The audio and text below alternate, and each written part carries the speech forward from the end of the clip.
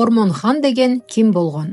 Ормон-хан Кыргыздын көрүнүктүү мамлекеттик, саясий жана аскердик ишмери. 1842-1854 жылдары Кыргыз хандыгынын ханы болгон. Төрөлгөндөгү аты Ормон Ниязбек уулу. Ал тарыхта түндүк кыргыз урууларын Сары Багыш, Саяк, Бугу жана башкаларды ички тиреш жана сырткы коркунучтар шартында бириктире алган лидер катары белгилүү. Ал Ормон окуу деп аталган өзүнүн мыйзамдар жинагын түзүп, ички тартиптин негиздерин түптөгөн. Анын жетекчилиги астында бугулардын жортуулдары кайтарылып, Кокон жана Цын аскерлерине сокку урулган. Анын бийлиги Нарын, Кочкор, Жумгал жана Ат башы аймактарына чейин тараган. Ал расмий түрдө бүткүл кыргыздардын ханы деп таанылбаса да, сырткы коркунучтар мезгилинде түндүк урууларынын көпчүлүгү анын тегерегине биригишкен. Ормон-хан кыргыз мамлекеттүүлүгүнүн пайдубалы түптөлгөн доордун символу болуп калды.